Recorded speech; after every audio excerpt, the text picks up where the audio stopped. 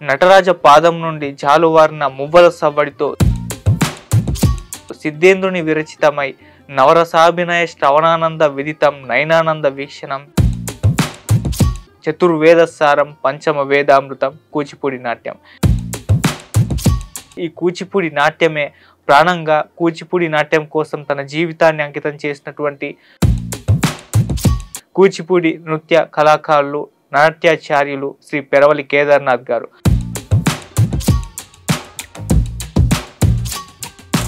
దివి నుండి భువికి దిగి వచ్చిన ఒక అందమైన అప్సరస్లా ఉన్నారు. ఎవరైనా మీ అందానికి దాసోహమై మిమ్మల్ని మోహించడం జరిగిందంటారా? చూసి నిజంగా అమ్మాయి ఏమో అనుకుని ఇంకా మ్యారేజ్ చేసుకోవాలనంత దూరం కూడా వెళ్ళిపోయారు.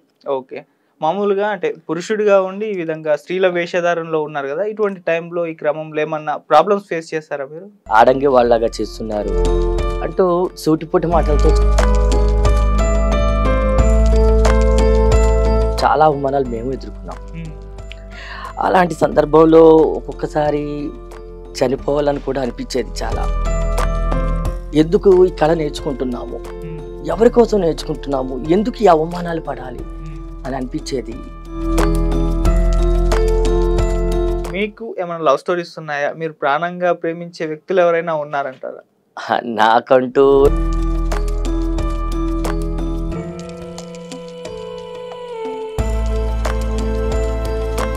అంటే నాకున్నటువంటి కొన్ని ఫ్యామిలీ ఇష్యూస్ వల్ల కావచ్చు, వీటన్నిటి వల్ల నాకు బంధాలు బంధుత్వాలు అన్నీ కూడా దూరమైనవి.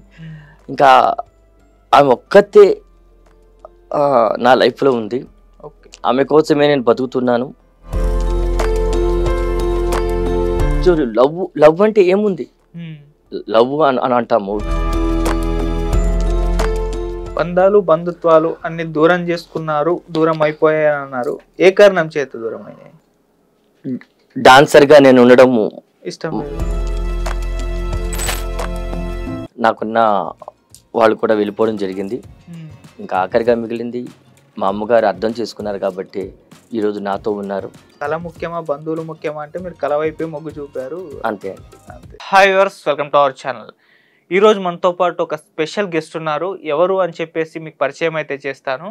నటరాజ పాదం నుండి జాలువారిన మువ్వల సవ్వడితో సిద్ధేంద్రుని విరచితమై నవరసాభినయ శ్రవణానంద విదితం నయనానంద వీక్షణం చతుర్వేదసారం పంచమ వేదామృతం కూచిపూడి నాట్యం. ఈ భావితరాలకు ఈ కూచిపూడి నాట్యం యొక్క విశిష్టతను తెలియజేయాలని కూచిపూడి నృత్య కళామ తల్లికి ఎన్నో సేవలు అందిస్తూ ఈ కూచిపూడి నాట్యమే ప్రాణంగా కూచిపూడి నాట్యం కోసం తన జీవితాన్ని అంకితం చేసినటువంటి కూచిపూడి నృత్య కళాకారులు నాట్యాచార్యులు శ్రీ పెరవలి కేదార్నాథ్ గారు మన స్టూడియోలో ఉన్నారు. సో ఇంకెందుకు ఆలస్యం, ఆయన యొక్క అంతరంగిక అభిరుచులని అభిప్రాయాలని మనం తెలుసుకునే ప్రయత్నం అయితే చేద్దాం. నమస్కారం కేదార్నాథ్ గారు. నమస్తే అండి. సో చెప్పండి, మరి మీ ఫస్ట్ ఇంట్రడక్షన్తో మొదలు పెడదాం. మీ బాల్యం కానివ్వండి, లేకుంటే మీ విద్యాభ్యాసం, మీ తల్లిదండ్రుల గురించి కంప్లీట్ డీటెయిల్డ్గా మా ప్రేక్షకులకు ఒకసారి తెలియజేస్తారా? తప్పకుండా అండి. నేను ఆంధ్రప్రదేశ్ పశ్చిమ గోదావరి జిల్లా ఏలూరు గ్రామం పట్టణంలో నేను జన్మించాను. మా తల్లిదండ్రులు వచ్చేసరికి వెంకటలింగం దేవర్ గారు, భాగ్యలక్ష్మి గారు. నా చిన్నతనం నుండి నేను ఏలూరులోనే విద్యాభ్యాసం అంతా కూడా ముగించడం అయింది. నా 10th క్లాసు, ఇంటర్మీడియట్, అలాగే సిఆర్ఐటి కాలేజీలో డిగ్రీ అండ్ బిఈడి బయాలజీ కూడా చేసి ఉన్నాను. సో విద్యాభ్యాసం అంతా కూడా ఏలూరులోనే గడిచింది. ఓకే, అసలు మీరు ఈ కూచిపూడి నాట్యం ఎందుకు నేర్చుకోవాలనుకున్నారు? అసలు ఎవరు ప్రేరణ కలిగించారు మీకు? అసలు ఈ నాట్యం నేర్చుకోవాలన్న ఇంట్రెస్ట్ మీకు ఎప్పుడు కలిగింది? చాలా మంచి ప్రశ్న అడిగారు. అందరికీ కూడా తప్పకుండా తెలియజేయాల్సిన అవసరం ఉంది, తెలుసుకోవాల్సిన అవసరం కూడా ఉంది. ఎన్నో చలనచిత్రాల ద్వారా కళారంగానికి ఎన్నో సేవలు అందిస్తూ కళామ తల్లికి ముద్దు బిడ్డగా ఎంతోమంది కళాకారులు తయారవడానికి కారణమైనటువంటి మహోన్నత వ్యక్తి స్వర్గశ్రీ కళా తపస్వి కె విశ్వనాథ్ గారు. ఆయన తీసినటువంటి సాగర్ సంగమం సినిమా నుంచే నాకు ఈ ప్రేరణ అనేది కలిగింది. సాగర్ సంగమం సినిమాలో కమల్ హాసన్ గారు చేసినటువంటి నాట్యానికి మంత్రముగ్ధులై ఇంకా నాట్యం నేర్చుకోవాలి అని నేను గట్టిగా అనుకోవడం జరిగింది. నా రెండో క్లాసు అంటే సెకండ్ క్లాస్లో నేను ఈ సాగర్ సంగమం మూవీని చూసి ఈ నాట్యాన్ని నేర్చుకోవాలనిపించింది. నిజంగా కళా తపస్వి విశ్వనాథ్ గారు తీసినటువంటి ప్రతి చిత్రంలో కూడా సంగీతం, సాహిత్యం, నాట్యం ఇవి 3 కూడా తప్పకుండా ఉంటాయి. అలాగే చిత్రలేఖనం కూడా ఉంటుంది. అలాంటి మహోన్నత వ్యక్తి తీసినటువంటి సినిమాలు ఇంకా మనకు వస్తాయని అనుకోవడంలో అతిశయోక్తి లేదు. సో అలాంటి మహోన్నత వ్యక్తిని నేను నా ఇన్స్టిట్యూట్ తరపున ఫెలిసిటేట్ చేసుకోవాలని చాలాసార్లు అనుకున్నాను. కానీ ఆ కోరిక నెరవేరలేదు. అట్లీస్ట్ ఈసారి వాళ్ళ కుటుంబ సభ్యుల ద్వారా అయినా ఆ కోరిక నెరవేర్చుకోవాలనుకుంటున్నాను. మీ ఇంటర్వ్యూ ద్వారా వాళ్ళ కుటుంబ సభ్యులు నా విన్నపాన్ని చూసి ఉంటే తప్పకుండా కూడా నేను ఆయనకి రుణపడి ఉండి ఆయనకి చేసుకోవాల్సిన సత్కారాన్ని వాళ్ళ కుటుంబ సభ్యులకి చేసుకోవాలని మనస్ఫూర్తిగా భగవంతుని కోరుకుంటున్నాను. ఈ రోజు కేదార్నాథ్ అనేవాడు ఈ పొజిషన్లో ఉన్నాడు అంటే దానికి జన్మతో ఉన్నటువంటి మా తల్లిదండ్రులు అవ్వచ్చు, జన్మనిచ్చిన తల్లిదండ్రులు, అలాగే మా గురువులు అయితే దానికి ముఖ్యమైనటువంటి కారణం కళా తపస్వి కె విశ్వనాథ్ గారు. ఆయనకి జన్మలో కూడా రుణపడి ఉంటాను. ఓకే, అసలు మీ ప్రస్థానం, మీ కూచిపూడి నాట్యంలో మీ ప్రస్థానం ఎప్పుడు మొదలైంది? ఇన్నేళ్ళ కెరీర్, ఇన్నేళ్ళ జర్నీ గురించి మీరేం చెప్తారు? అసలు కూచిపూడి నాట్యం మా చిన్నప్పుడు నేను 6వ తరగతి చదివేటప్పుడు సైమన్ మాస్టర్ అని మా తెలుగు మాస్టర్ ఉండేవారు. నాకు చిన్నప్పటి నుంచి కూడా ఎలక్యూషన్ చెప్పడము, ఉపన్యాసాలు ఇవ్వడము, స్పీచ్లు ఇవ్వడము, పాటలు పాడడము అంటే ఇలాంటి వాటిలో ఎక్కువ ఇంట్రెస్ట్ ఉండేది. ఆ 6వ తరగతి చదివేటప్పుడు నేను ఆయన మంచి సింగర్ అనమాట స్కూల్లో. ఆయనతో పాటు పాటలు పాడతానని వెళ్ళేవాడిని. వెళ్తే నువ్వు పాటలు ఏమొద్దురా, నువ్వు డ్యాన్స్ నేర్చుకో, నీకు డ్యాన్స్ చాలా బాగుంటుంది అని చెప్పి ఆయనే నన్ను డ్యాన్స్ నేర్చుకోవటానికి ప్రేరేపించారు. ఆ తర్వాత నేను నా 13వ ఏట అంటే 8వ తరగతి చదువుతున్నాను. 1993 అక్టోబర్ 13వ తారీఖు మంగళవారం సాయంత్రం 6 గంటలకి నా యొక్క నాట్య ప్రస్థానం అనేది ప్రారంభమైంది. ఓకే, సో అప్పటి నుంచి ఓన్లీ నాట్యంలోనే కంటిన్యూ అయ్యారు? అంటే పక్కకి ఏదైనా ఎడ్యుకేషన్ పూర్తి చేసి ఏదైనా జాబ్ కోసం అటువంటివి ఏమైనా ట్రై చేస్తారా? లేదు ఇదే నా కెరీర్, ఇదే నా జీవితం అనుకొని ఈ విధంగానే కంటిన్యూ అవుతున్నారా? అలా ఏం లేదండి. నేను నార్మల్గా బీఎస్సీ బిఈడి చేశాను. అలాగే డిగ్రీలో కూడా microbiology, biochemistry, medical lab technology చేశాను. ఓకే, కానీ అంటే నాకు టీచింగ్ లైన్ అంటే చాలా ఇష్టం. ఎందుకంటే మా బాబాయ్ గారు, మా పిన్ని గారు అందరూ కూడా టీచర్సే. అలాగే మా తాతయ్య గారు కూడా ఎడ్యుకేషన్ డిపార్ట్మెంట్లోనే వర్క్ చేశారు. నాకు చిన్నప్పటి నుంచి ఉపాధ్యాయ వృత్తి అంటే చాలా ఇష్టం. అందుకనే నేను బిఈడి బయాలజీ కూడా చేశాను. కానీ ఈ కళలు అనేవి కొందరికి మాత్రమే వస్తాయి. ఇప్పుడు నేను ఆ బిఈడి చేసి ఆ బయాలజీ జాబ్ ఎక్కడైనా నేను టీచర్ జాబ్ సంపాదించుకుంటే ఆ జాబ్ నా వరకు వస్తుంది. కానీ నేను ఆ జాబ్ని వదిలేసినట్లయితే వేరే ఒకరికి ఆ జాబ్ వస్తుంది. నాకు నచ్చినటువంటి ఈ కళారంగంలో నేను స్థిరపడడానికి అవకాశం ఉంటుంది. అందుకని చెప్పేసి నేను ఇంకా వేరే జాబ్ అనేది ఏమీ ఆలోచించకుండా ఈ కళారంగం వైపే మక్కువ చూపించాను. రైట్. అంటే ఇవాళ మిమ్మల్ని ఈ కూచిపూడి నాట్యంలో ఇంత మంచి, ఇంత గొప్ప కళాకారుడిగా మార్చారు కదా మీ గురువు గారు. సో ఎవరు ఆ గురువు గారు, వారి గురించి ఏం చెప్తారు? ఇంకా గురువు గారు అనడం కన్నా మా అమ్మగారు అనడమే సమన్వయం అండి.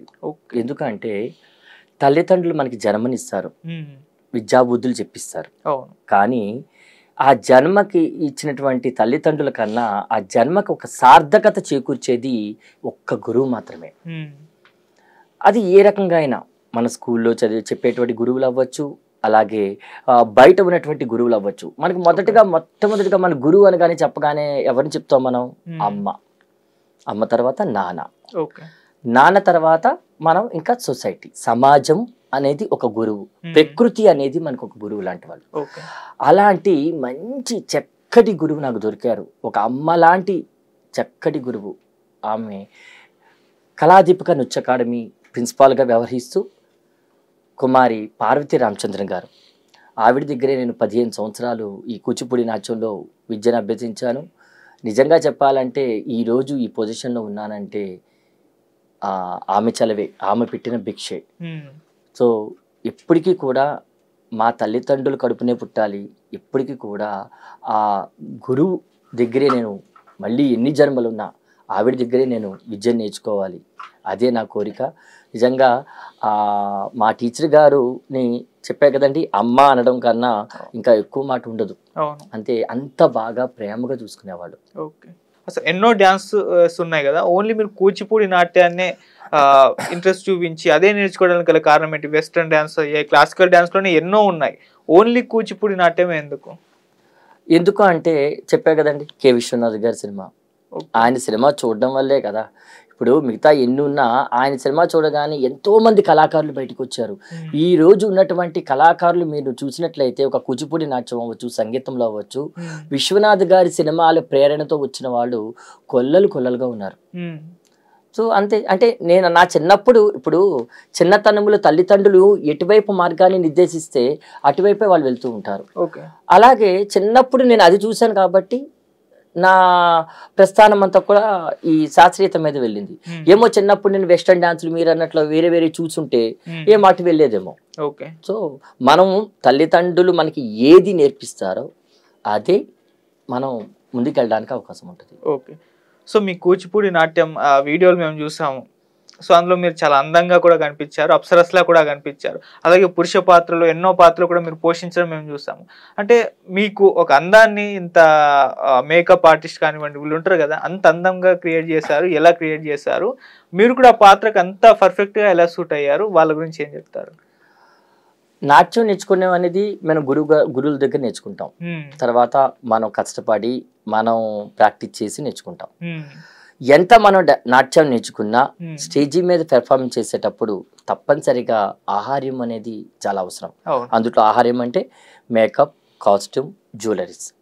సో వీటన్నిటినీ పక్కన పెడితే మేకప్ అనేది ఇంపార్టెంట్. ఒక నర్తకుడు కానీ నర్తకి కానీ ద్విపాత్రాభినయాలు కానీ లేకపోతే ఎన్నో రకాల పాత్రలను పోషించాలి అంటే ఆ మేకప్లోనే ఉంటుంది. అవును. అలాంటి గొప్ప మేకప్ మ్యాన్లు దగ్గర నేను నేర్చుకున్నాను. నా చిన్నతనంలో సోమేశ్వరరావు గారు అని చెప్పి ఏలూరులో ఒక మంచి మేకప్ మ్యాన్ ఆయన దగ్గర ఒక తండ్రిలాగా నన్ను చూసుకునేవాడైనా. ఆయన ఓకే. దగ్గర నేను మొట్టమొదటిగా మేకప్ చేయించుకోవడం జరిగింది. తర్వాత నేను హైదరాబాద్ వచ్చిన తర్వాత మురళి ఆయన కూడా నన్ను నిజంగా చెప్పాలంటే అతను ఒక శిల్పం లాగా చెక్కేవారు. చాలా మంచి మేకప్ మ్యాన్, నాకు చాలా సన్నిహితుడు కూడా. ఆ తర్వాత సురేష్ అని ఆయన హ్మ్. మేకప్ చేసేవాళ్ళు. ఇప్పుడు నాకు ప్రవీణ్ అని మేకప్ చేస్తున్నాడు. ఓకే. అలాగే ఇంకా మధు గారని, ఇంకా ఇలాగ చాలామంది రకాల మేకప్ మ్యాన్లు నాకు చేయడం జరిగింది. సో ఆ మేకప్ మ్యాన్ వల్లే నేను ఇంత అందంగా మీకు కనబడడానికి అవకాశం వచ్చింది. రైట్. ఈ కూచిపూడి నాట్యం గురించి తెలుసుకునే ప్రయత్నంలో దీంట్లో ఎన్నో జతులు, అడుగులు ఉంటాయని చెప్పేసి విన్నాము. మా ప్రేక్షకుల కోసం ఒక్క జతిని మీరు మాకేమన్నా ప్రదర్శించి చూపిస్తారా? తప్పకుండా అండి. హ్మ్. తోంగ తత్తోంగ తత్తోం హత్తోం దిక్కి తత్తోం దూత తహి తచ్చం తోంగ తత్తోంగ తత్తోం హత్తోం దిక్కి తత్తోం దూత హత్త దిమ్మిత తహి తచ్చం తాకిటజం తదికిటజం తక్కిట దిక్కిట తొంగిట తదికిరతం తాకిటజం తదికిటజం తక్క తిమ్మి తక్క తక్కిట తాకిటజం తదికిటజం తక్క తిమ్మి తక్క తక్కిట. చాలా అద్భుతంగా చేశారు కేదార్నాథ్ గారు. ఏ ఆహార్యము లేకుండా ఇవాళ జతులను చేసి మాకు ప్రదర్శించారు. ఏదైనా ఒక ఆహార్యంలో కూడా కాస్త జతులను చేసి ప్రదర్శిస్తారా? తప్పకుండా అండి. మీ ప్రేక్షకుల కోరిక మేరకు మీ అందరి ఆనందం కోసం తప్పకుండా ఒక అంశాన్ని నేను ప్రదర్శిస్తాను. సో ఈ ఆహార్యంలో కూడా మీరు చాలా అద్భుతంగా ఉన్నారు. అండ్ ఈ ఆహార్యంతో మీరు చేసిన నాట్యం కూడా చాలా అద్భుతంగా అనిపించింది మాకు. అసలు కూచిపూడి నాట్యంలో మీరు ఏమైనా శిక్షణ తీసుకున్నారా? ఏమైనా కోర్సులు అందిస్తారా వీటికి సంబంధించి? మీరేం చెప్తారు వీటి గురించి? కూచిపూడి నాట్యంలో నేను డిప్లొమా చేస్తున్నానండి, పొట్టి శ్రీరాములు తెలుగు యూనివర్సిటీ ద్వారా. ఓకే. మనకు చాలా మందికి తెలియదు కూచిపూడి నాట్యము అంటే అది ఇప్పుడు జనరేషన్ ఏం నేర్చుకుంటారు, ఏముంటుంది దాంట్లో అని అనుకుంటారు. కానీ కూచిపూడి నాట్యంలో 4 ఏళ్ల సర్టిఫికెట్ కోర్స్, అలాగే 2 years diploma course, 2 years MA course, అలాగే 3 ఇయర్స్ పిహెచ్డి ఎంఫిల్ కోర్స్ కూడా ఉన్నాయి. మనకి సెంట్రల్ యూనివర్సిటీ అని ఉంటుంది, హైదరాబాద్ సెంట్రల్ యూనివర్సిటీ. అంటే ఇండియా మొత్తంలో కూడా కొన్ని సెంట్రల్ యూనివర్సిటీస్ ఉంటాయి. అలాంటి హైదరాబాద్ సెంట్రల్ యూనివర్సిటీలో కూడా కూచిపూడి విభాగంలో ఎంఏ అండ్ పిహెచ్డి కూడా ఉన్నాయి. అంటే దాన్ని బట్టి అర్థం చేసుకోండి కూచిపూడి నాట్యానికి ఎంత ప్రాముఖ్యత ఉంది. అదే ఈరోజు పాశ్చాత్య నృత్యాలు మనం నేర్చుకుంటున్నాం, వెస్ట్రన్ డాన్స్ అంటున్నాం. మరి వాటికి ఇన్ని కోర్సులు ఉన్నాయా? లేవు. కానీ మన శాస్త్రీయ నృత్యాలైనటువంటి 8 శాస్త్రీయ నృత్యాలు కూచిపూడి, భరతనాట్యం, కథాకళి, మోహిని అట్టం, కథక్ అండ్ ఒడిస్సీ అండ్ మణిపురి, అలాగే సత్రియ, ఇలా 8 శాస్త్రీయ నృత్యాలు మన భారతదేశంలో ఉన్నాయి. ఈ 8 శాస్త్రీయ నృత్యాల్లో కూడా ఇటువంటి కోర్సులు అనేది ఆఫర్ చేస్తున్నారు. ఇలాంటి కోర్సులో జాయిన్ అయిన వాళ్ళందరూ కూడా వేరే వేరే పెద్ద పెద్ద కాలేజెస్లో కూడా చేస్తున్నారు. అలాగే మనకి music and dance colleges, government music and dance colleges కూడా ఉన్నాయి. ఓకే. అంటే ఈ కోర్సులు చేయడం వలన అంటే ఏంటి ప్రయోజనం? ఇప్పుడు కూచిపూడి నాట్యం నేర్చుకోవడం మామూలుగా ప్రైవేట్ దగ్గర లేకుంటే మీలాంటి వాళ్ళ దగ్గర నేర్చుకుంటూ ఉంటారు కదా, ప్రత్యేకంగా కోర్సులు చేయాల్సిన అవసరం ఏముంది? అసలు వాటి వల్ల లాభాలు ఏంటి? అంటే ఈ కోర్సులు చేయడం వల్ల ఏమవుతుందంటే ఫస్ట్ ఆఫ్ ఆల్ మనకి నాలెడ్జ్ అనేది ఇంప్రూవ్ అవుతుంది. అసలు మన కూచిపూడి యొక్క సాంప్రదాయము, కూచిపూడి నాట్యం యొక్క ఇంపార్టెన్స్, ప్రాముఖ్యతని మనం తెలుసుకోవడం అవుతుంది. రెండోది వచ్చేసరికి మనం ఎక్కడైనా స్కూల్స్లో వాటిల్లో కూడా చేసినప్పుడు ఏదైతే మనకు సర్టిఫికేట్ ఉంటుందో దాన్ని బట్టి వాల్యూ కూడా ఉంటుంది. తర్వాత మనకి music and dance colleges, government music and dance colleges మన తెలుగు రాష్ట్రాలు రెండిట్లో ఉన్నాయి, అలాగే అన్ని రాష్ట్రాల్లో కూడా ఉన్నాయి. మరి వాటిల్లో కూడా గవర్నమెంట్ పోస్టులు రావడానికి అవకాశం ఉంటుంది. సో అందుకని ఈ కోర్సులు చేయడం వల్ల ఏంటంటే మనకి ఒకటి నాలెడ్జ్ ఇంప్రూవ్ అవుతుంది, రెండోది వచ్చేసరికి మనకి జీవనోపాధి కూడా కలగడానికి అవకాశం ఉంది. ఓకే. అసలు మీరు హైదరాబాద్ వచ్చారు కదా, అంటే ఓన్లీ పర్పస్ మీదే వచ్చారా? హైదరాబాద్ వచ్చిన తర్వాత ఎవరు మీకు సహకారాలు అందించారు? హైదరాబాద్ రావడం గల మెయిన్ రీజన్ ఏంటి అసలు? అంటే మా ఏలూరులో ఉన్నప్పుడు, ఏలూరు ఏంటంటే ఒక టౌన్ లాంటిది. అవును. సో ఒక పట్టణం, అందుట్లో మనకు అవకాశాలు చాలా తక్కువ ఉంటాయి. దానివల్ల ఏంటంటే నేను హైదరాబాద్ రావడం జరిగింది. కొన్ని ఫ్యామిలీ ఇష్యూస్, కొన్ని ఫ్యామిలీ రీజన్స్ కూడా ఉన్నాయండి. సో దానివల్ల నేను హైదరాబాద్ రావడం జరిగింది. హైదరాబాద్లో ఏంటంటే మనకు అవకాశాలు ఎక్కువ ఉంటాయి, ఇక్కడ కళలు పోషించే వాళ్ళు ఎక్కువ మంది ఉంటారు. సో ఆ పరంగా నేను హైదరాబాద్ రావడము, ఇంకా ఇక్కడ నాకు చాలా మంది దోహదం చేశారు, హెల్ప్ చేస్తూనే ఉన్నారు చాలామంది. అలాగే డాన్సర్స్లో కూడా సురేంద్రనాథ్, క్రాంతి నారాయణ్, అలాగే నదియా అని చెప్పి ఈరోజు మనం చాలామంది మతాలు, కులాలు అనుకుంటూ చెప్తూ ఉంటాం. కానీ కళలకి ఎటువంటి మతం ఉండదు, ఎటువంటి కులం ఉండదు, వేషభాషలు ఉండదు. ఇది యూనివర్సల్ లాంగ్వేజ్. కళ అనేది యూనివర్సల్ లాంగ్వేజ్. అలాంటి కళల్లో మరి హిందువులే కాకుండా ముస్లిమ్స్ కూడా నేర్చుకుంటున్నారు ఈరోజు. అలాగే అందులో భాగంగా నెల్లూరు అమ్మాయి నదియా అని ఒక కళాకారిణి, ఆమెతో కూడా నేను చాలా పెర్ఫార్మెన్స్లు చేశాను. నాకు చాలా సోదరిగా ఉంటూ నాకు చాలా సపోర్ట్గా ఉంది.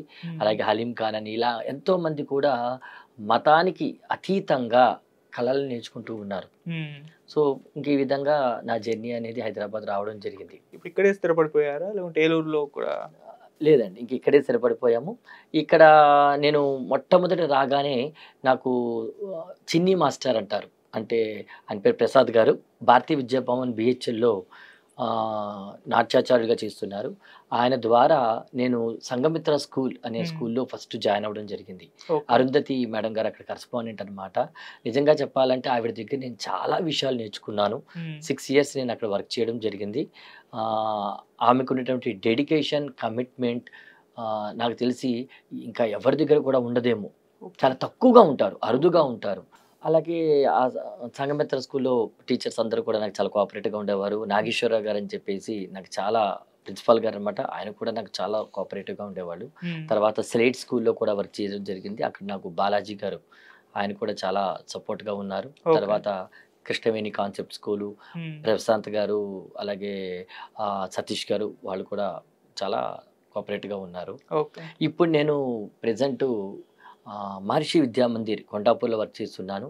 అక్కడ ప్రిన్సిపాల్ మేడం గారు వాసంతి పరశురామన్ గారు, ఆవిడ నిజంగా చెప్పాలంటే టీచర్స్లో ఉన్నటువంటి టాలెంట్ని గుర్తించి టీచర్స్ని ఏ విధంగా వాళ్ళకున్న టాలెంట్ని పిల్లలకి నేర్పించాలో అనే విషయంలో మాతో నాకు చాలా సపోర్ట్గా ఉన్నారు ఆవిడ. నేను చేసిన ప్రతి ఒక్కదానికి కూడా నన్ను ప్రోత్సహిస్తూ ఇంకా ముందు ఇంకా చేయడానికి ఎంకరేజ్మెంట్గా కూడా చేశారు, ఉన్నారు. నిజంగా ఆవిడకి నేను ధన్యవాదాలు తెలియజేసుకోవాలి. అలాగే అక్కడ స్టాఫ్ అంతా కూడా నన్ను చాలా బాగా చూసుకుంటూ ఈరోజు ఆ, ఆ మహర్షి విద్యామందిర్ స్కూల్లో చేయడం అనేది నాకు చాలా అదృష్టంగా భావిస్తున్నా. ఓకే. అక్కడ టీచర్ గానే కాకుండా ఇంకేమన్నా వేరే ఏమైనా వర్క్ చేస్తూ ఉంటారా? ఏమైనా హ్యాబిట్స్ ఉన్నాయా అంట? డాన్స్ కాకుండా ఇంకా? ఆ! అంటే అది మహర్షి విద్యామందిర్ అనేది హ్మ్. ఒక స్పిరిచువల్‌కి సంబంధించింది. అక్కడంతా ఓకే. యోగా, మెడిటేషన్, హ్మ్.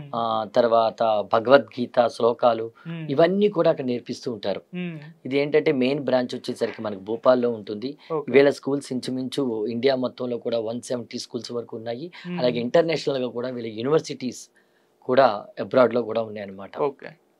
అలాగే మీరు ఈ పురుష పాత్రలో ఎన్నో విభిన్నమైన పాత్రలు చేశారని చెప్పేసి విన్నాము. ఏ ఏ పాత్రలు పోషించారు మీరు?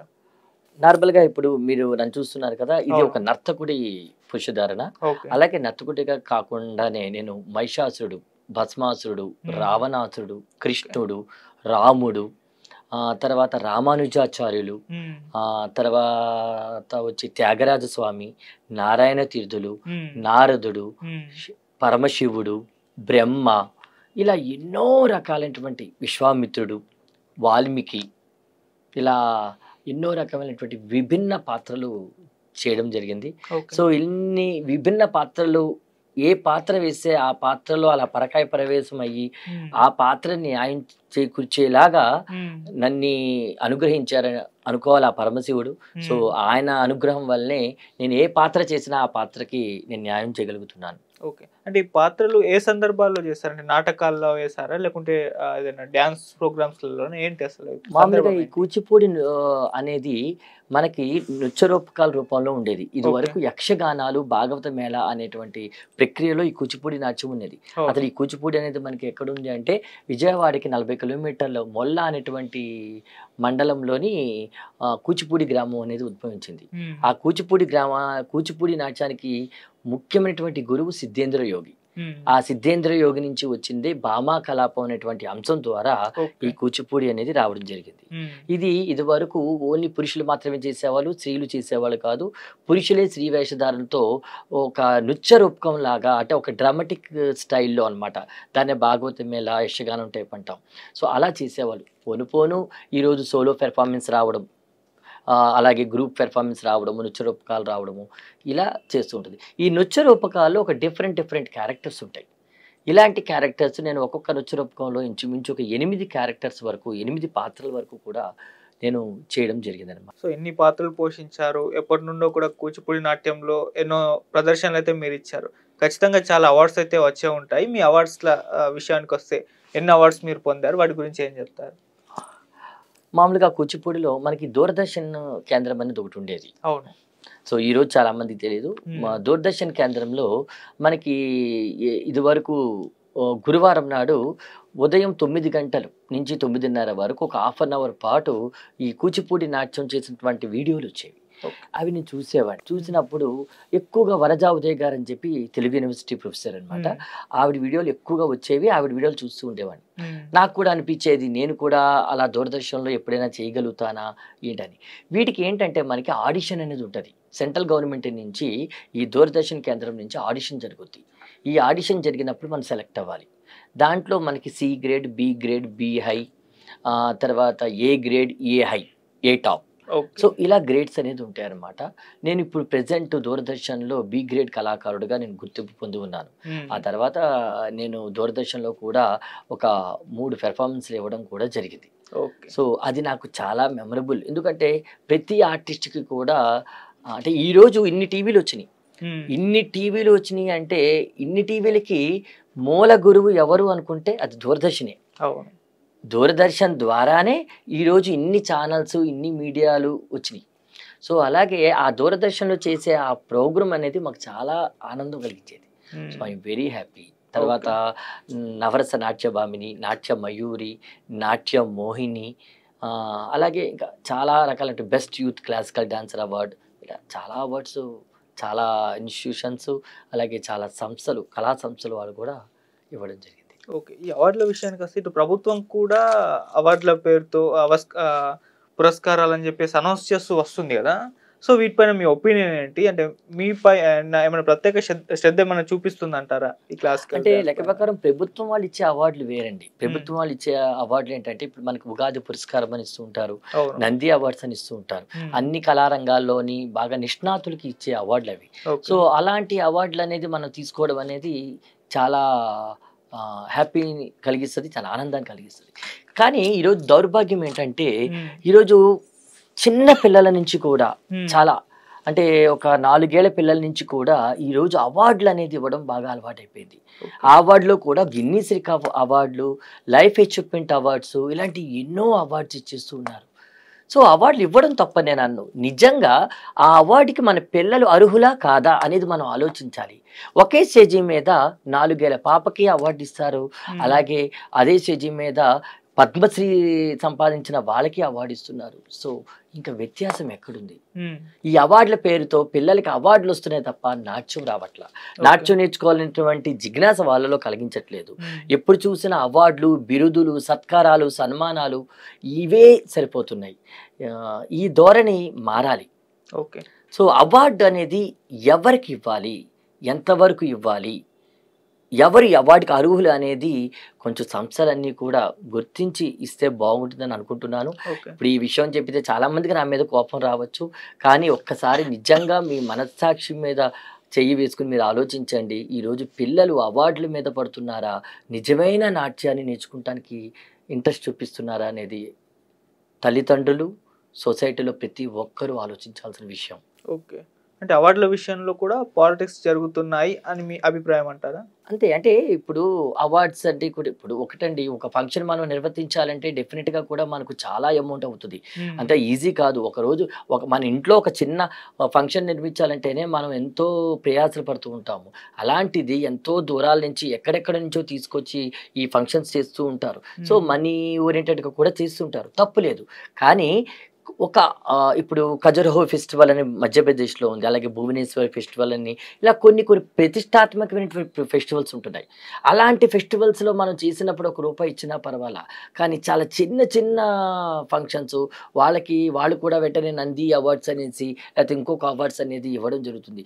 ఈరోజు గిన్నీస్ రికార్డ్ అంటే అర్థం ఏంటంటే అసలు ఏదైనా ఒక కళారంగం, ఏదైనా రంగంలో వాళ్ళు ఒక అత్యున్నతమైనటువంటి స్థాయికి వెళ్ళిన వాళ్ళకి మాత్రం ఇచ్చేదే గిన్నీస్ ఆఫ్ రికార్డ్. కానీ ఈరోజు ఆ గిన్నీస్ ఆఫ్ రికార్డు ఒక్కొక్కరి ఇంట్లో ఒక 10 గిన్నీస్ రికార్డులు ఉంటాయి. సో అసలు గిన్నీస్ రికార్డ్ అనే పదానికి మనం అర్హులమా? కాదు. సో ఏంటంటే మరి అది కమర్షియల్గా అవుతుందని అనుకోవాలా, లేకపోతే పిల్లల్ని ఎంకరేజ్ చేస్తున్నారా అనుకోవాలా తెలియదు. కానీ నా పరంగా అనుకున్నట్లయితే మాత్రం కొంచెం మారితే బాగుంటుంది. అమౌంట్ పెట్టడం తప్పు కాదు, ఎందుకంటే మరి ఒక ఫంక్షన్ చేయాలంటే కష్టం కాబట్టి అమౌంట్ పెడుతూ కొంచెం ఆలోచించుకుంటే బాగుంటుంది నా ఉద్దేశం అనేది. చూసి కొంచెం సంస్థలు అన్నీ కూడా ఆలోచించుకుని ఏదో ఒక నిర్ణయం తీసుకుంటే బాగుంటుంది. పిల్లలు నాట్యం మీద కన్నా అవార్డుల మీద ఎక్కువ మక్కువ చూపిస్తున్నారు.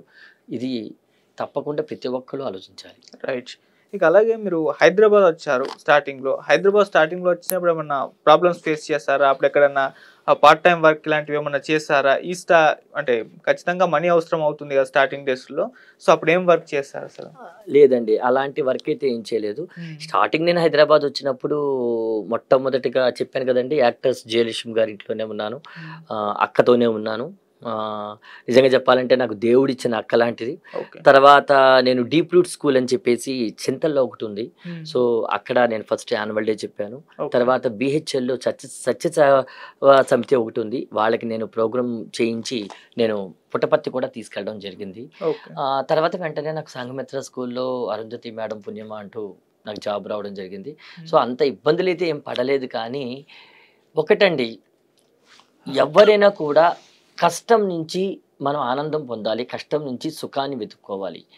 ఈరోజు తల్లిదండ్రులు ఎలా ఉన్నారంటే, మేము కష్టపడ్డాం కదా, మా పిల్లల్ని కష్టపెట్టకూడదు అనుకుంటున్నాం.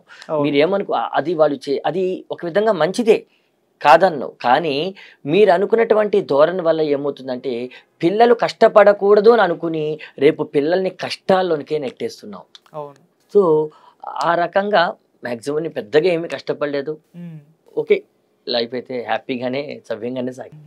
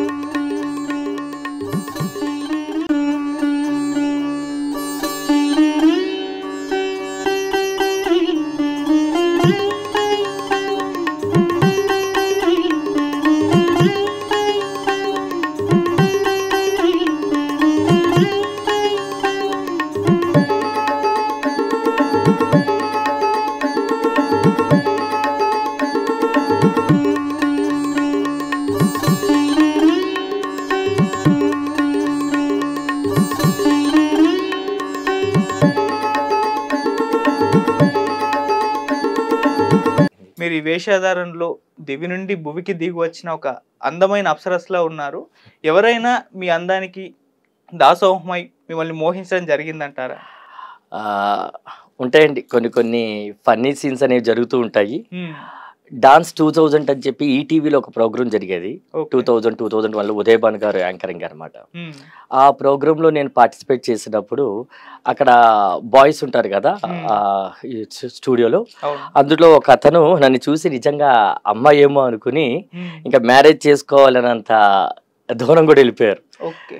సో ఆ క్రమంలో అక్కడ అందరూ కూడా తర్వాత ప్రోగ్రామ్ అయిపోయింది, నేను ఇంకా రిటర్న్ వెళ్ళిపోతున్నాం హైదరాబాద్ నుంచి. హ్మ్. ఆ సమయంలో అక్కడ ఉన్న వాళ్ళందరూ చెప్పారు, కాదండి అది అబ్బాయి కాదు అబ్బాయి అని. సో ఆ అబ్బాయి చాలా డిసప్పాయింట్ అయ్యాడు. హ్మ్. సో ఇలాంటి ఫన్నీ సీన్స్ జరుగుతూ ఉంటాయి. ఓకే. చాలా సార్లు జరిగాయంటారా? లేదండి, కొన్ని కొన్ని సార్లు జరుగుతాయి. ఎందుకంటే అన్ఫార్చునేట్లీ వాళ్ళు ఎవరో అనేది గుర్తించలేనప్పుడు హ్మ్. ఇలాంటివి జరుగుతాయి. సో అవి కూడా మేము కూడా సరదాగానే తీసుకుంటాం. ఓకే. మామూలుగా అంటే పురుషుడిగా ఉండి ఈ విధంగా స్త్రీల వేషధారణలో ఉన్నారు కదా! ఇటువంటి టైంలో ఈ క్రమంలో ఏమన్నా ప్రాబ్లమ్స్ ఫేస్ చేస్తారా మీరు? చాలా ప్రాబ్లమ్స్ ఫేస్ చేస్తామండి. హ్మ్. ఈ కళ మొత్తం కూడా ఆ భగవంతుని సన్నిధి కోసమే నేర్చుకుంటున్నాం. హ్మ్. అలాగే ప్రజల ఆనందం కోసం నేర్చుకుంటున్నాం. కూచిపూడి యొక్క సాంప్రదాయమే పురుషులు స్త్రీ వేషధారణతో చేయడం. ఒకప్పుడు కూచిపూడిలో పురుషులే తప్ప స్త్రీలు అసలు చేయడానికి అర్హులు కాదు. హ్మ్. కాలక్రమేణా ఇప్పుడు స్త్రీలు కూడా చేస్తూ వచ్చారు. పురుషులు స్త్రీ వేషధారణతో చేసే ఈ ప్రక్రియనే మనం రూపానురూపం అంటాం. సో ఇలాంటి సందర్భంలో ఇలాంటి వేషధారణ చేసేటప్పుడు హ్మ్. చాలామంది చాలా రకాలుగా మాట్లాడుతూ ఉంటారు.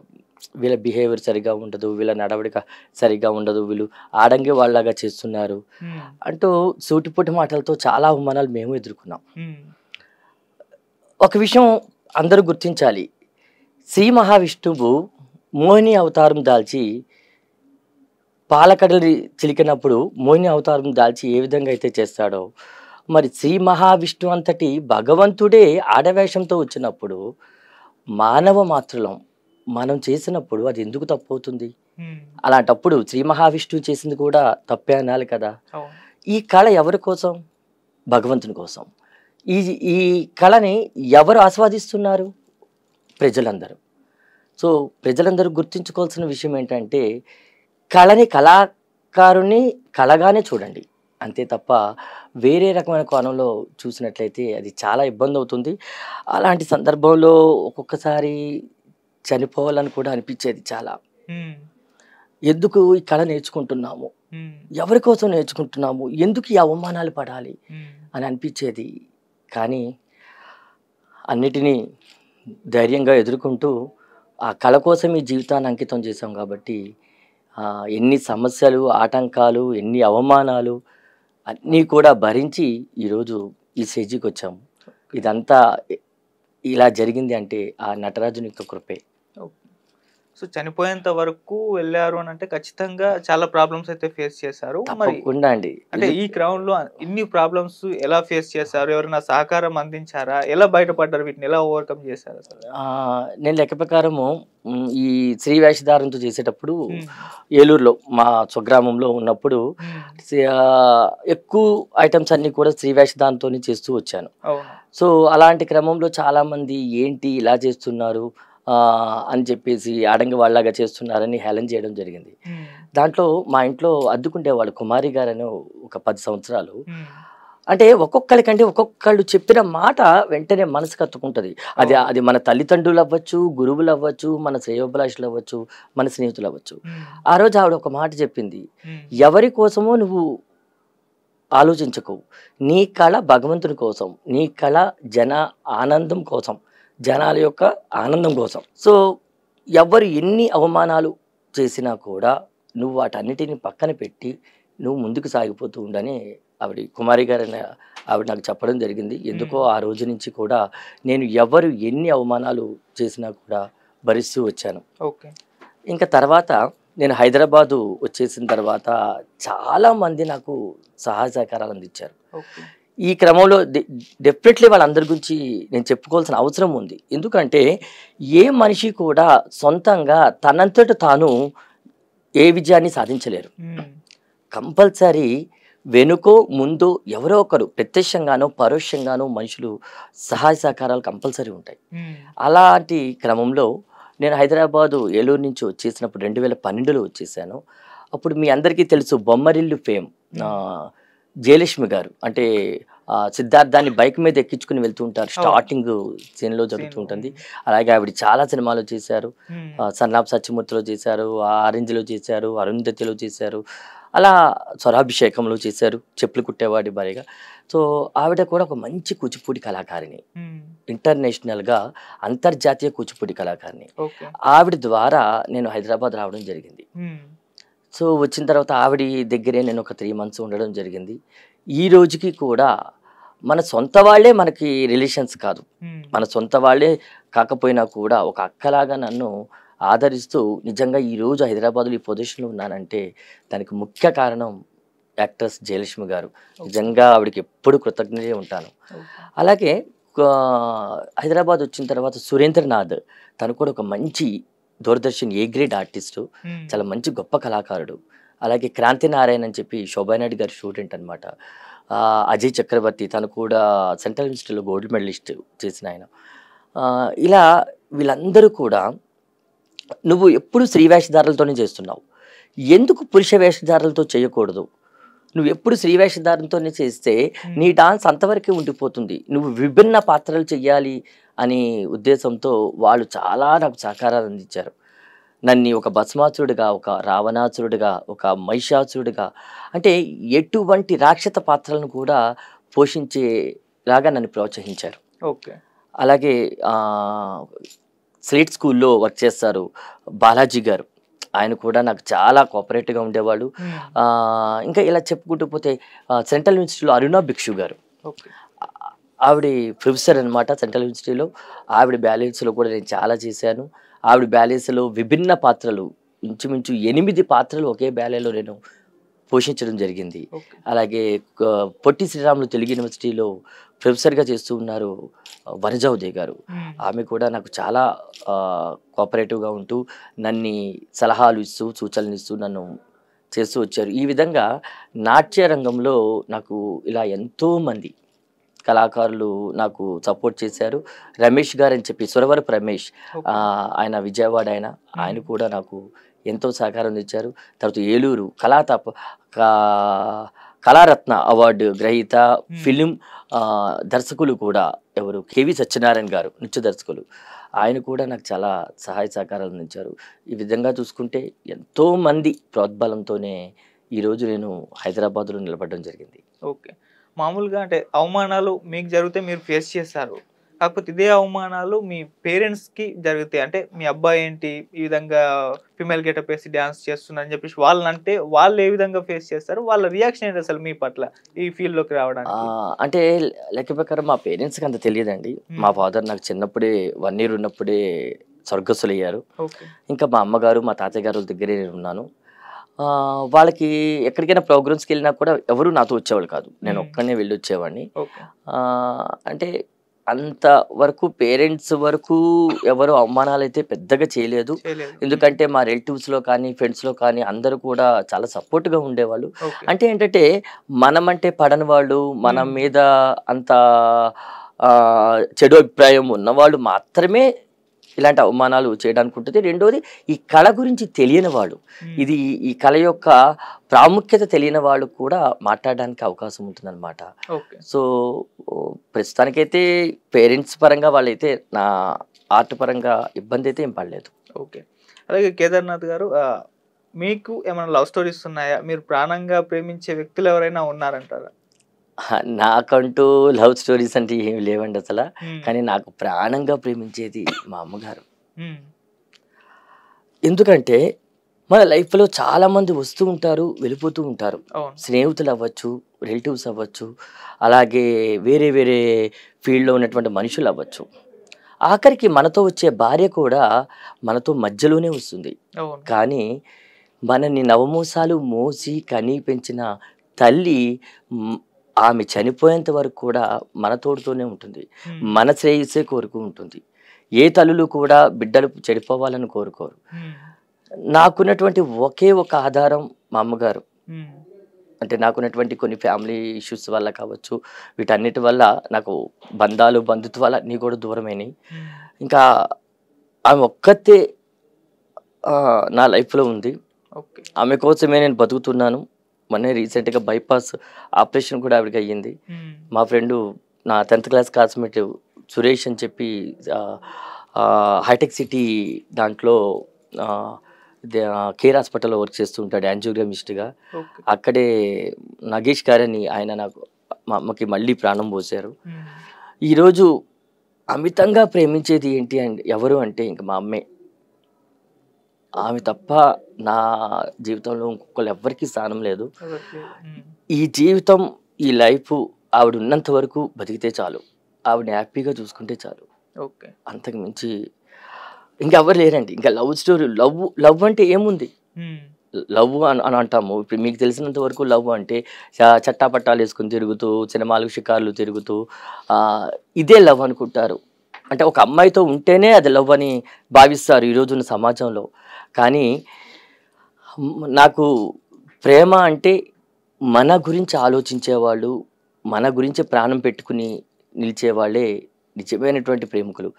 అది ఒక ఆడ మగనే కాదు, మన పక్షుల్ని ప్రేమిస్తాం, మన నాట్యాన్ని నేను ప్రేమిస్తాను, మా అమ్మని ప్రేమిస్తాను, అలాగే మనం చేసే జాబ్ని మనం ప్రేమిస్తాం.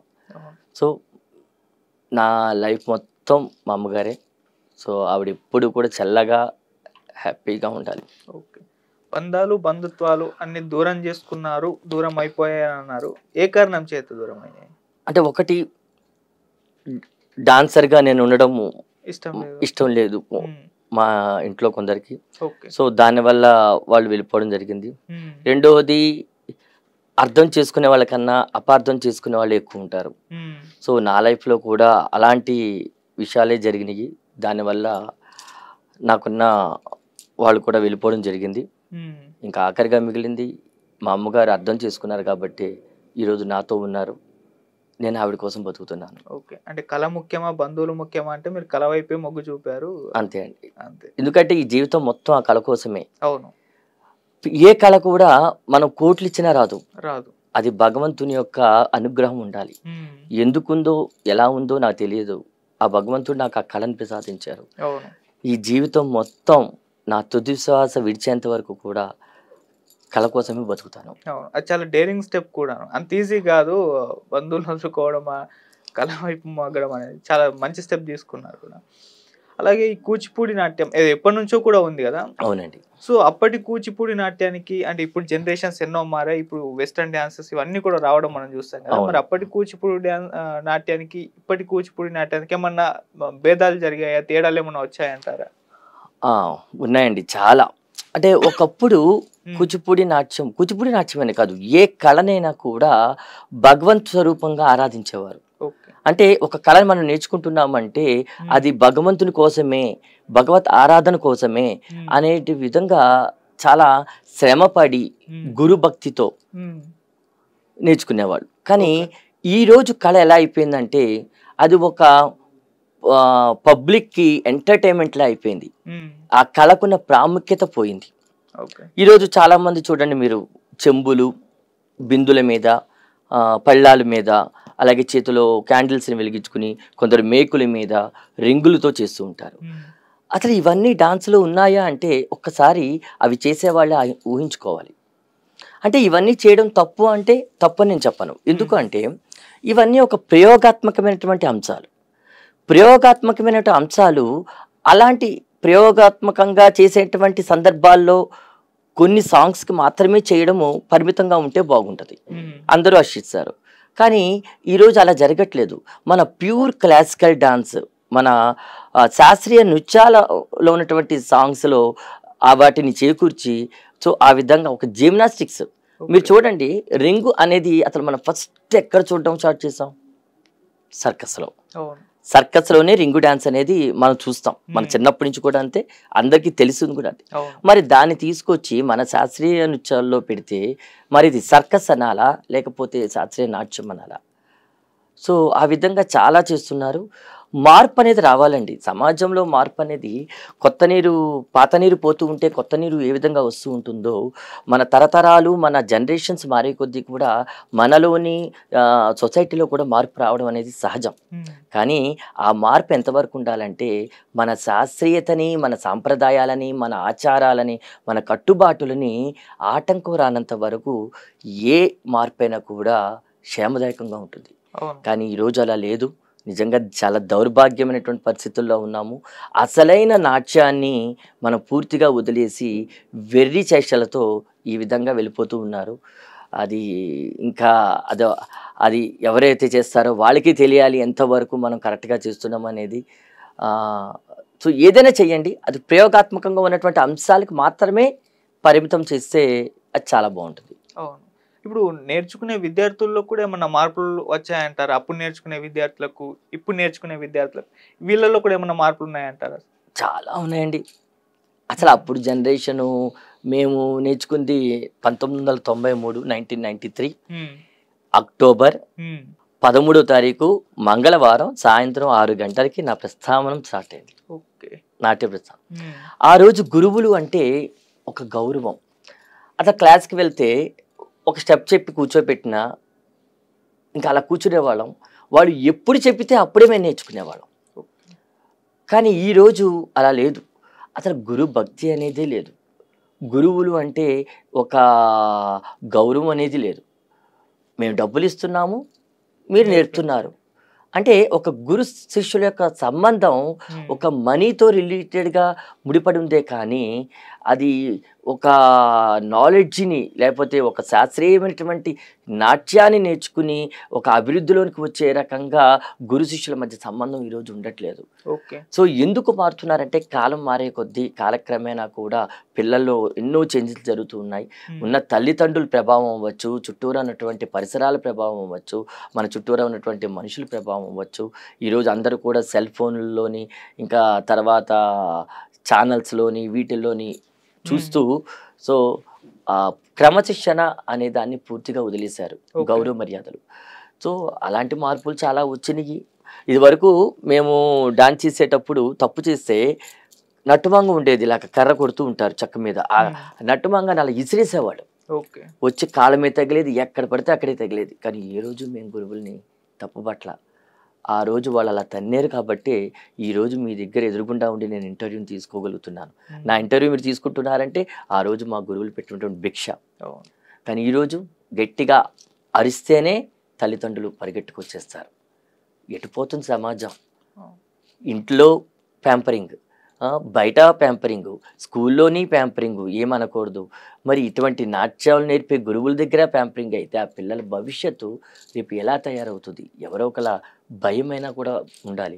ఈరోజు అది లేదు, అది మన దౌర్భాగ్యం.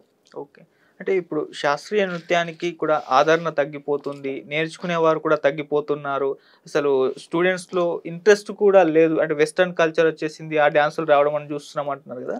నిజంగా శాస్త్రీయ సంగీతానికి ఆదరణ తగ్గుతుందా? అసలు నేర్చుకునే విద్యార్థుల్లో ఆ ఇంట్రెస్ట్ కనిపిస్తుందా? అసలు నేర్చుకునే వాళ్ళు ఉన్నారంటారా? మీరు చెప్పింది కొంతకాలం అంటే ఒక 5 years బ్యాక్, ఒక 10 years బ్యాక్ చూసుకున్నట్లయితే నిజంగా కొంచెం శాస్త్రీయతకి ఆదరణ తగ్గింది ఒక టైంలో. అంటే పాశ్చాత్య నృత్యాలు ఎప్పుడైతే మనకి అలవాటు పడ్డాయో ఆ నృత్యాల మీద ఉన్నటువంటి మక్కువతో ఈ నృత్యాల పట్ల ఆసక్తి తగ్గించడం అనేది జరిగింది. కానీ ఇప్పుడు మళ్ళీ అందరూ కూడా నేర్చుకుంటున్నారు. ఈరోజు పాశ్చాత్య నాట్యాల మీద కన్నా ఎక్కువగా మన శాస్త్రీయ నాట్యాల మీద ఎక్కువ మక్కువ చూపిస్తున్నారు. కానీ ఏమిటి అంటే దీనికి ఒక టైం పీరియడ్ అనేది ఉంటుంది. ఇప్పుడు ఒక వెస్టర్న్ డ్యాన్స్ మనం చేస్తాము, అది ఒక సాంగ్ పెడతారు, ఆ సాంగ్ నుంచి చేయిస్తారు. అంటే దానికి ఫుట్ వర్క్, బేసిక్, ఫండమెంటల్స్ ఉన్నాయి. కానీ ఎంతమంది చెప్తున్నారు అంటే చాలా తక్కువ మంది చెప్తారు. కానీ దీనికి వచ్చేసరికి ఫండమెంటల్స్ ఉంటాయి, స్టెప్స్ ఉంటాయి, స్టెప్స్ తర్వాత జతులు ఉంటాయి, జతుల తర్వాత శ్లోకాలు ఉంటాయి, శ్లోకాల నుంచి నాట్యాంశాలు ఉంటాయి. సో ఇంత ప్రక్రియ జరగాలి అంటే ఇది ఒక చాలా లాంగ్, అంటే కొన్ని సంవత్సరాల పాటు నేర్చుకోవాల్సిన పరిస్థితి. కానీ ఈరోజు అంత ఓపిక ఎవరికీ లేదు. ఈరోజు క్లాస్కి వస్తే రేపు వెంటనే వాళ్ళు స్టేజ్ ఎక్కియాలి అనేటువంటి ధోరణిలో ఉన్నారు. సో దానివల్ల ఈరోజు శాస్త్రీయమైనటువంటి సంగీతమైన నాట్యమైన నేర్చుకుంటున్నారే కానీ దానిలో పర్ఫెక్షన్ అనేది అయితే ఈరోజు పిల్లల్లో ఉండట్లేదు. ఓకే. సో ఇదివరకు మీద పర్లేదండి, ఇప్పుడు కళలు బాగానే ఉన్నాయి, కానీ ఇంకా ఈ కళాధారణ పొందాలి అంటే ఇంకా స్వచ్ఛంద సంస్థలు అలాగే ప్రభుత్వము వీళ్ళందరూ కూడా చొరవ తీసుకుని కళాకారుల కోసం ఏదైనా చేస్తే డెఫినెట్గా ఈ కళ ఇంకా ప్రపంచవ్యాప్తంగా రంజింపజేయడానికి అవకాశం ఉంది. అవును. ఇప్పుడు అంటే ఈ శాస్త్రీయ నాట్యానికి ప్రభుత్వాల దగ్గర నుంచి ఏమైనా సహకారం అందిస్తున్నారా? అంటే వాళ్ళు అవార్డులు, రివార్డులు అవన్నీ కూడా ప్రకటిస్తూ ఉన్నారు కదా, వాటిలో వీటికి ఏమన్నా ప్రత్యేకత ఇస్తున్నారా? వాటిపైన మీ ఒపీనియన్ ఏంటి అసలు? ఇది మాత్రం చాలా బాధాకరమైన విషయం అండి. ఎందుకంటే మనసుని ఆనంద డోలికల్లో ఊయలు ఊగిస్తూ మానసిక ఆనందాన్ని మానసిక ప్రశాంతతను చేకూర్చేవి కళలు. అలాగే శారీరకమైనటువంటి ఆరోగ్యాన్ని మనకి కలిగించేవి క్రీడలు. అంటే క్రీడలు మన శరీరానికి ఉపయోగపడినట్లయితే ఈ కళలు మన మనసుకు ఉపయోగపడుతున్నాయి. మరి క్రీడలోకి ఈరోజు స్పోర్ట్స్ కోటాలో ఎన్నో రకమైనటువంటి రిజర్వేషన్స్ కల్పించారు. ఎన్సిసి, ఎన్ఎస్ఎస్ ఇలాంటి కోటాలో రిజర్వేషన్ కల్పించారు. మళ్ళీ ఒక కళాకారుడుగా కళలు నేర్చుకుని దీంట్లో సర్టిఫికేట్ కోర్సులు, డిప్లొమోలు, ఎంఏలు, పిహెచ్డీలు ఇలా ఎన్నో కోర్సులు చేసిన వాళ్ళకి ఈరోజు రిజర్వేషన్స్ అనేవి లేవు. ఇది మాత్రం ప్రభుత్వం వాళ్ళు గుర్తిస్తే చాలా మంచిది. మా కళాకారులకు కూడా ఎంతో కొంత పర్సెంటేజ్ రిజర్వేషన్ ఇచ్చినట్లయితే డెఫినెట్గా వాళ్ళు ఉన్నత చదువులు చదువుకుంటానికి కానీ ఉద్యోగ అవకాశాలకు కానీ చాలా దోహదపడుతుంది. అలాగే కరోనా టైంలో చాలామంది కళాకారులు ఏమీ లేక ఎన్నో ఇబ్బందులు పడుతూ చనిపోవడం కూడా జరిగింది. కొంచెం కళాకారులకి పెన్షన్ లాంటివి అంటే ఆల్రెడీ కొన్ని చోట్ల ఇస్తున్నారండి, కానీ ఇంకా కళాకారులు అందరినీ గుర్తించి వృద్ధ కళాకారులకి పెన్షన్లు, యువ కళాకారులు ప్రోత్సహిస్తూ కొన్ని ప్రోగ్రామ్స్ ఇస్తూ వాళ్ళకి ఎంతో కొంత ఇన్కమ్ సోర్స్ని చేకూర్చుతూ ఉంటే బాగుంటుంది. మనకి స్కూళ్ళలో ఇదివరకు సంగీతము, ఈ చిత్రలేఖనము, స్పోర్ట్స్ ఇవన్నీ కూడా పోస్టులు ఉన్నాయి, కానీ మన డాన్స్ పోస్ట్ అనేది, ఈ శాస్త్రీయ నృత్యాల పోస్ట్ అనేది ఎక్కడ గవర్నమెంట్ పోస్టులు లేవు. సో అలాంటి పోస్టు అన్ని స్కూళ్ళల్లో కూడా చేకూర్చినట్లయితే డెఫినెట్గా వాళ్ళకు కూడా జీవనోపాధి ఇచ్చినట్లు అవుతారు. సో ప్రభుత్వం వాళ్ళు నేను అదే విన్నవించుకుంటున్నాను. ఈ ఇంటర్వ్యూ ద్వారా ఎవరైనా ప్రభుత్వం వాళ్ళు చూసినట్లయితే డెఫినెట్గా కళాకారుల యొక్క బాధని అర్థం చేసుకుని కళాకారులకు ఏదో ఒక జీవనోపాధి కలిగిస్తే మంచిదని చెప్పి నేను మనవి చేసుకుంటున్నా. మంచి ఐడియా కూడా. మీరు ఎలాగో కరోనా పీరియడ్ ని ప్రస్తావించారు కాబట్టి ఆ టైంలో అది అందరినీ కూడా ఇబ్బంది పెట్టింది, అన్ని రంగాల వారిని కూడా ఇబ్బంది పెట్టింది. అవును. సో మీరు ఎటువంటి ప్రాబ్లమ్స్ ఫేస్ చేస్తారు ఆ కరోనా టైంలో? చేశానండి, చాలా ప్రాబ్లమ్స్ నేను ఫేస్ చేయాల్సి వచ్చింది కరోనా టైంలో కూడా. కరోనా టైంలో వచ్చినప్పుడు మా అమ్మగారు కూడా నా దగ్గరికి వచ్చేసారు. సో ఇద్దరమే ఉన్నాము. 1 సంవత్సరం పాటు నేను పూర్తిగా జాబ్ అనేది లేకుండానే ఉండాల్సి వచ్చింది. నిజంగా ఆ సమయంలో నా స్నేహితులు, నా శ్రేయోభిలాషులు, మా రిలేటివ్స్ వీళ్ళందరూ కూడా నాకు చాలా విధంగా కూడా సపోర్ట్ చేశారు. మనీ పరంగా అవ్వచ్చు, మాట పరంగా అవ్వచ్చు, ఇంకా అన్ని రకాలుగా కూడా. నిజంగా వాళ్ళందరికీ కూడా నేను చేతులెత్తి కృతజ్ఞతలు తెలియజేసుకుంటున్నా. ఎందుకు అంటే అండి, ఈరోజు ఇంట్లో వాళ్ళకే సహాయం చేయాలంటే చాలా ఆలోచిస్తారు. ఇంట్లో ఒక తండ్రి బిడ్డకి ఇవ్వాలంటేనే ఆలోచిస్తారు, బిడ్డలు తల్లిదండ్రుల్ని పోషించాలని ఆలోచిస్తారు. అలాంటి సమయంలో ఆ కరోనా టైంలో అందరూ ఇబ్బందుల్లో ఉన్నా కూడా వాళ్ళకున్నంతలో ఎదుటి వాళ్ళ యొక్క ఇబ్బందుల్ని ఆలోచించి హెల్ప్ చేయడం అనేది చాలా గొప్ప విషయం. అలాగే కరోనా టైంలో నేను మామూలుగా కృష్ణవేణి కాన్సెప్ట్ స్కూల్ అని చెప్పి తాండూరులో ఉండేది. అక్కడ నేను ఆల్రెడీ 2 years 18-19 yearsలో వెళ్ళాను. తర్వాత కరోనా రావడం స్టాప్ చేశాను. కరోనాలో 2021లో నేను మళ్ళీ అక్కడ ప్రిన్సిపాల్ గారు ప్రశాంత్ గారు, అలాగే సతీష్ గారు డైరెక్టర్ అనమాట, వాళ్ళిద్దరు కూడా నన్ను తాండూరు పిలిపించుకున్నారు. ఈ కరోనాలో నీకు ఒక్కడివి ఉంటే నీకు ఇబ్బందిగా ఉంటుంది, నువ్వు వచ్చేస్తే నేను మళ్ళీ మన స్కూల్లో నేను జాబ్ చేసుకుంటూ నీకు ఎంత కొట్ట ఎర్నింగ్ అనేది ఉంటుందని చెప్పి వాళ్ళు నిజంగా అండి చాలా సపోర్ట్ చేశారు 1 year. నేను అక్కడే ఉండిపోదామని అనుకున్నాను, కానీ మా అమ్మగారికి ఈ హెల్త్ ప్రాబ్లం, హార్ట్ ప్రాబ్లం రావడం వల్ల నేను మళ్ళీ కంబ్యాక్ హైదరాబాద్ రావడం జరిగింది. నిజంగా వాళ్ళిద్దరికీ కూడా చేతులెత్తి మొక్కుతున్నాను. నిజంగా చాలా హెల్ప్ చేశారు. ఇంక ఈ రకంగా చాలామంది నాకు హెల్ప్ చేయడం జరిగింది. సో దానివల్లే ఈరోజు కరోనాలో ఎటువంటి ఇబ్బంది లేకుండా ఉన్నాము అంటే మరి ఇంతమంది సహాయం చేయడం వల్లే. సో వాళ్ళందరికీ కూడా ప్రత్యక్షంగా పరోక్షంగా ప్రతి ఒక్కరికి ధన్యవాదాలు తెలియజేసుకుంటున్నాను. ఓకే. అలాగే మీరు అంటే ఆదరణ తగ్గిపోతుంది అనుకున్న ఈ శాస్త్రీయ నాట్యాన్ని మీరు నేర్చుకున్నారు. దాన్నే ఇప్పటికి కూడా దాన్ని ఒక జీవనంగా భావించి నడుపుతున్నారు కదా! మీరేమన్నా ప్రమోట్ చేయడానికి అంటే ఏదన్నా అకాడమీ స్టార్ట్ చేసి ఇంకా ఎక్కువ విద్యార్థులకు ఈ శాస్త్రీయ నాట్యం యొక్క ప్రాముఖ్యతని వాటిని చేసే ప్రయత్నం ఏమన్నా చేస్తారా? అకాడమీ ఏమన్నా స్థాపించారా? దాని యొక్క విశేషాలు ఏమన్నా ఉన్నాయంటారా? 2016లో గౌరీ శంకర నాట్యాలయ అనేటువంటి అకాడమీని స్థాపించానండి. ఓకే. దాని నుంచి చాలామంది విద్యార్థులు కూడా నేను శిక్షణ ఇస్తూ ఉన్నాను. అలాగే నా ఇన్స్టిట్యూట్ తరపు నుంచి కూడా, నా అకాడమీ తరపు నుంచి కళాజరి అవార్డు అని చెప్పేసి కొందరికి ఒక 17 మంది వరకు కూడా 2017లో నా ప్రథమ వార్షికోత్సవం సందర్భంగా ఇవ్వడం జరిగింది. అలాగే కొందరికి కళా సరస్వతి, కళాభిరాణి, నాట్య కళానిధి అనేటువంటి అవార్డ్స్ కూడా ఇవ్వడం జరిగింది. ఇదే ఇంకా ముందు ముందు జరిగేటువంటి మా వార్షికోత్సవాల్లో ఇంకా ఎక్కువ మంది కళాకారులు కూడా ఇవ్వాలని నిర్ణయించుకున్నాం. ఈ గౌరీ శంకర నాట్యాలయ అనేది నేను నిజాంపేట్ ప్రగతి నగర్లో మా నివాసం దగ్గరే ఉంటుంది. అలాగే నేను వేరే మహతి ఆర్ట్స్ అకాడమీ అని చెప్పి శ్రీమతి లావణ్య గారు రన్ చేస్తూ ఉన్నారు, అమీన్పూర్. సో అక్కడ కూడా నేను క్లాసెస్ చెప్పడం జరుగుతుంది. అలాగే వసంత నగర్లో కూడా నాది ఒక బ్రాంచ్ అనేది ఉంది. సో ఈ విధంగా చాలామంది విద్యార్థులను తయారు చేస్తున్నాము. ఇంకా ముందు ముందు ఇంకా విద్యార్థులను తయారు చేయాలి. అలాగే ఇది వరకు నేను ప్రేమానివిత అని చెప్పి మానసిక వికలాంగులకి, శారీరక వికలాంగులకి కూడా నేను నేర్పడం జరిగింది. అంధులకు కూడా నేర్పడం జరిగింది. వాళ్ళు కూడా ఇంచుమించు ఒక 50 ప్రదర్శనల వరకు కూచిపూడి నాట్యంలో ఇవ్వడం జరిగింది. సో వాళ్ళకి చెప్తున్నప్పుడు చాలా హ్యాపీగా, చాలా ఆనందంగా కూడా నాకు అనిపించేది. ఇంకా ఏమైనా అవకాశం ఉన్నట్లయితే డెఫినెట్గా కూడా చెప్పడానికి నేను రెడీగా ఉన్నాను. ఓకే. అంటే శారీరక, మానసిక డిఫరెంట్ లేబుల్డ్ పర్సన్స్కి శిక్షణ ఇవ్వడం అంటే ఎలా ఇస్తారు? వాళ్ళకి ఎలా హ్యాండిల్ చేస్తారు వాళ్ళని? మీ ఒపీనియన్ ఏంటి? వాళ్ళతో ఎక్స్పీరియన్స్ ఏంటి? చాలా మంది ఏమనుకుంటారంటే, అమ్మో వాళ్ళతో చాలా కష్టంగా ఉంటుంది, ఎలా చెప్తారు, అసలు వాళ్ళు మన వైపు చూడరు కదా, వాళ్ళకి వినబడదు కదా, ఎలా చెప్తారు అనుకుంటారు. అది చాలా పొరపాటు అండి. ఓకే. అన్ని అవయవాలు సవ్యంగా ఉండి ఎటువంటి వికలాంగత్వం లేకుండా ఉన్నటువంటి మనుషులు ఎలా ఉంటారంటే, వాళ్ళకి అన్ని విషయాలు తెలుసు. అంటే చుట్టూరా జరుగుతున్న ప్రతి ఒక్క దాని మీద అవగాహన ఉంటుంది. మనం ఇక్కడ చెప్తూ ఉన్నాం అనుకోండి, వాళ్ళు వేరే వైపు చూస్తూ ఉంటారు. మనం ఇక్కడ చెప్తూ ఉంటే వాళ్ళు వేరే వైపు ఆలోచిస్తూ ఉంటారు. సో దానివల్ల వాళ్ళ కాన్సన్ట్రేషన్ మన ఒక్కళ్ళ మీదే కాకుండా 10 రకాల వాటి మీద ఉంటుంది. కానీ వీళ్ళకి ఇంకేం తెలియదు. మనం చెప్తే మన్నే చూస్తారు. మనం ఏం చెప్తున్నామో మన మీదే వాళ్ళ యొక్క కాన్సన్ట్రేషన్ పెడతారు, ఏకాగ్రతని నిలుపుతారు. సో ఆ విధంగా చూసుకున్నట్లయితే నేను వాళ్ళకి చెప్పేటప్పుడు చాలా సునాయాసంగా చెప్పాను. ఎక్కడా కూడా ట్రబుల్ అనేది అనిపించలేదు. నిజంగా అలాంటి వాళ్ళకి చెప్పే అదృష్టం నాకు కల్పించారంటే ఆ భగవంతుడికి చేతులెక్కి మొక్కాలి. ఓకే.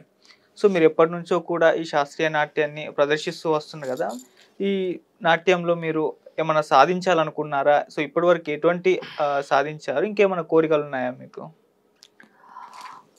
ఈ కూచిపూడి నాట్యం నేర్చుకున్నాం ఇంతవరకు దాదాపు 1993 నుంచి ఈరోజు వరకు, అంటే ఇంచుమించు 30 ఏళ్ళు పైన అయిపోయింది. ఎన్నో రకాలైనటువంటి అవార్డులు, రివార్డులు అన్నీ అందుకున్నాము. ఇంకా కొత్తగా సాధించాలి అంటే ఏమీ లేదండి. ఉన్న విద్యార్థులకి మంచిగా చెప్పి ఈ యొక్క సమాజానికి, భావితరాలకి మన యొక్క శాస్త్రీయ సంగీతము, నాట్యము, కళల మీద అవగాహన కల్పించాలి. అలాగే పేద విద్యార్థులు ఎవరైనా ఉంటే మాత్రం వాళ్ళందరికీ ఏదైనా చెయ్యాలని ఒక తపనైతే ఉంది. అలాగే ఆర్ఫన్ స్కూల్, అనాథ పిల్లలకి, డిజబుల్ చిల్డ్రన్స్, మానసిక వికలాంగుల పిల్లలకి, అలాగే ఏవైనా గవర్నమెంట్ స్కూల్స్లో ఉన్న వాళ్ళకి ఉచితంగా వెళ్ళి మన వరకు మనం చెప్పాలని ఉంది. సో నాకున్న టైం షెడ్యూల్లో చాలా అది కష్టమవుతుంది. డెఫినెట్గా నేను వీలు చూసుకుని వాళ్ళందరికీ కూడా ఈ కళల మీద అవగాహన కలిగిస్తూ చెప్పినట్లయితే, ఎందుకంటే అందరికీ కళ రాదు. ఎందుకంటే ఈ నాట్యకళ అనేది చాలా కాస్ట్లీ, చాలా ఖర్చుతో కూడింది. ఇప్పుడు సంగీతం ఒకటి పాడుతున్నామంటే ఒక్క వోకల్ కార్డ్, ఇది ఏదైతే గొంతు ఉంటుందో ఆ గొంతు ఒక్కటి ఉంటే సంగీతానికి సరిపోతుంది. కానీ నాట్యం అనేసరికి makeup, costumes, lighting, stage settings, everything మీద కూడా ఖర్చుతో కూడింది. సో అందరూ అలాంటి ఖర్చు పెట్టుకోలేరు. సో ఇలాంటి వాళ్ళకి నేర్పాలనుంది. డెఫినెట్గా ఫ్యూచర్లో ఆ ప్రాజెక్ట్స్ కూడా స్టార్ట్ చేస్తాను. మీరు ఇందాక ఇంకో క్వశ్చన్ అడిగారు, ఆఖరి కోరిక ఏంటి అని ఒకటి అడిగారు. అవును. ఈ జీవితం మొత్తం ఆ భగవంతుని సన్నిధి కోసమే. ఈ కళ మొత్తం కూడా ఆ భగవంతుని అనుగ్రహం కోసమే. తర్వాత మీ అందరి ఆనందం కోసం. నా అందరి చావులాగా నాకు చావు రాకూడదు. ఆ భగవంతుని సన్నిధిలో ఆ స్టేజీ మీద పెర్ఫామ్ చేస్తూ ఆయనలో ఐక్యమైపోవాలి. అదే నా ఆఖరి కోరిక. అది భగవంతుడు తీరుస్తాడని అనుకుంటున్నాను. ఎందుకంటే నేను ఎప్పుడు భగవంతుని స్మరించాలని అదే అనుకుంటాను. అందరిలాగా నాకు తీసుకురావద్దు. నేను ఈ వేషధారణలో చేస్తూనే ఆయనలో ఐక్యమైపోవాలి. అదే నా చివరి కోరిక. ఓకే. సో ఇప్పుడు మీరు అంటే ప్రేక్షకులకు ఇచ్చే సందేశం ఏమైనా ఉందంటారా?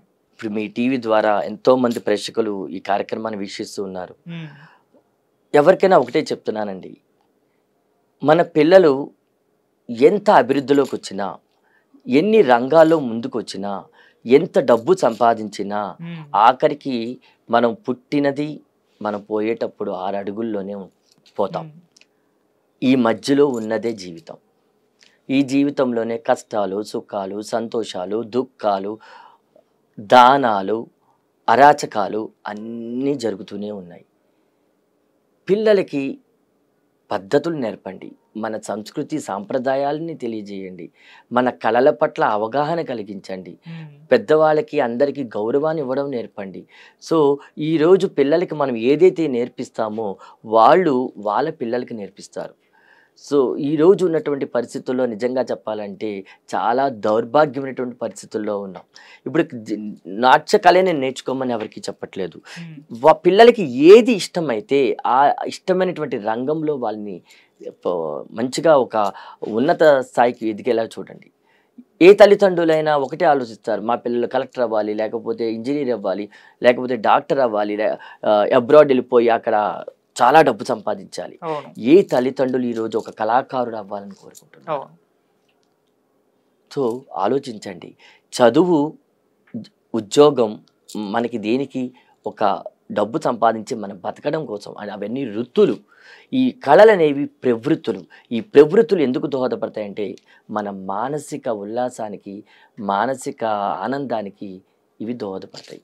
సో ఇవన్నీ తల్లిదండ్రులు అందరూ గమనించి మీ పిల్లలని మీకు నచ్చిన విధంగా చదివిస్తూ, వాళ్ళకి నచ్చిన కళల్లో వాళ్ళను కూడా రాణింపజేస్తూ, మీరు మీ కుటుంబము, సమాజము అంతా కూడా ఎప్పుడు సుఖ సంతోషాలతో ఉండేలాగా పిల్లల్ని తయారు చేయాలని నేను కోరుకుంటున్నాను. ఓకే, చాలా మంచి సందేశం కేదార్నాథ్ గారు. And thank you so much. మీరు కళను నమ్ముకున్నారు, ఆ కళ కోసం అవమానాలు ఎదుర్కొన్నారు, ఫ్యామిలీని దూరం పెట్టారు. ఆ కళ మిమ్మల్ని స్థాయికి చేర్చింది, ఇంకా గొప్ప స్థాయికి చేరాలని, అలాగే మీ జర్నీ కూడా చాలా మందికి ఇన్స్పైర్గా నిలవాలని మేము మనస్ఫూర్తిగా కోరుకుంటున్నామండి. Thank you so much. Thank you అండి. ఇలాంటి ఛానల్స్లో మాలాంటి కళాకారుల యొక్క విశేషాలని మీరు, మా యొక్క జీవిత విశేషాలని 10 మందికి తెలియాలని చెప్పి ఒక మంచి కార్యక్రమాన్ని మీరు చేపట్టారు. నాకు తెలిసి మీ ఛానల్లో ఇదే మొట్టమొదటి ఇంటర్వ్యూ అనుకుంటా, ముఖాముఖి కార్యక్రమము. సో ఇలాగే ఎంతోమంది కళాకారులు మీరు ఇంటర్వ్యూలు చేసి వాళ్ళ యొక్క జీవిత విశేషాలు ప్రజలకి తెలిసేటట్లయితే ప్రతి ఒక్కరిలో కూడా ఎంతో కొంత మార్పు అనేది రావడానికి అవకాశం ఉంటుంది. ఇలాంటి చక్కటి అవకాశం నాకు ఇచ్చినందుకు హృదయపూర్వకంగా ధన్యవాదాలు తెలియజేసుకుంటున్నాను.